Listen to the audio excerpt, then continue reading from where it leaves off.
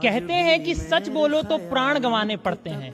मैं भी सच्चाई गागा कर शीश कटाने आया हूं, घायल भारत माता की तस्वीर दिखाने लाया हूं। सभापति महोदय, कौन से भारत को विकसित बनाने की बात कर रहे हैं आप? वो भारत जहां पिछले 5 वर्षों में महज 1160 केसेस का हवाला देकर इस देश की पार्लियामेंट्री कमेटी को यूजीसी लाना ज्यादा महत्वपूर्ण लगा, परंतु उसी दौरान 1,55,000 महिलाओं के साथ रेप हो जाने के बावजूद, जिसमें हमारे पटना की नीट छात्रा और छपरा की नाबालिग छात्रा भी शामिल रही, बजट से महिला सुरक्षा को 0.02% भी देना महत्वपूर्ण नहीं समझा गया। या उस भारत की जहां गरीब इतना गरीब और अमीर इतना अमीर होता चला गया क्योंकि डायरेक्ट टैक्सेस का महज 3.1% कॉर्पोरेट और 3.5% मिडिल क्लास को भरना पड़ रहा है।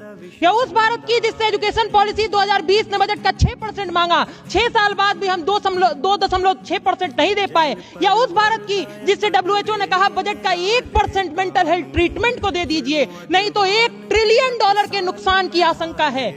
13,892 स्टूडेंट्स के पिछले साल आत्महत्या कर लेने के बावजूद 0.0009% से देना महत्वपूर्ण नहीं समझा गया। कौन से भारत को विकसित बनाने की बात कर रहे हैं आप? उस भारत की जहां एक तरफ AVGC कंटेंट क्रिएटर्स लैब, खेलो India mission, India semiconductor mission 2.0 जैसी शानदार योजनाएं बजट का हिस्सा बनाई गई। या उस भारत की जिसे खंडों में बांटा गया, अल्पसंख्यकों को 3400 करोड़, दलितों को 6300 करोड़, पिछड़ों को 2500 करोड़ और आदिवासियों को 15,000 करोड़।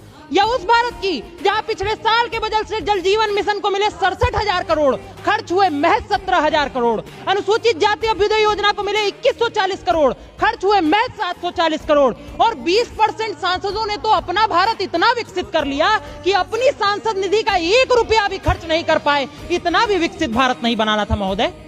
और उसके बाद कहा गया कि बजट का घाटा 4.4% हो गया है। सभापति महोदय, मेरी तो ये समझ में नहीं आता कि हमने खर्च के लिए दिए 100 रुपए, खर्च हुए 40 रुपए, 60 का तो फायदा होना चाहिए था, 64 का नुकसान कैसे हो गया? ये इस सदन के सामने सबसे बड़ा प्रश्न है।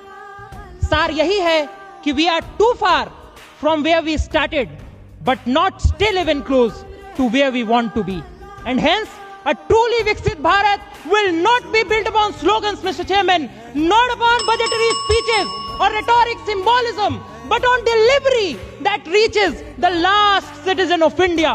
Because turning promises into reality is not a favor, Mr. Chairman. It is not even a choice.